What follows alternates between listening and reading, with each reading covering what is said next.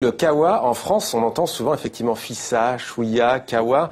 Tous ces mots-là, ils viennent notamment de la période de l'Algérie française? Alors, ils viennent de la période de la conquête de l'Algérie. Alors, le kawa, c'est pas méchant, le toubib, c'est pas méchant. Ouais. Par exemple, un mot comme khoya, c'est le mot qui veut dire mon frère. Ouais. Donc, et Sidi, qui était un mot tellement noble, mais qui a été aussi une manière de contact entre deux civilisations, ce qui fait qu'aujourd'hui encore, les Algériens... Dans les quartiers populaires, est-ce que il y a des mots qui sont entrés dans le dictionnaire? Est-ce qu'on peut lire, par exemple, chouf ou wesh ou pas? Certains voient cela comme un danger pour une langue vivante comme le français, à votre avis? Non, non, pas du tout. Le français populaire d'Alger, car il y a un français populaire d'Alger à côté de l'arabe populaire d'Algérie, mérite d'être considéré comme un des aspects de cette espèce de kaléidoscope du français qui fait que cette langue a tellement de potentialité en elle que du coup, elle alimente la plus grande littérature par des gens dont le français n'est pas du tout la langue maternelle et qui apportent au français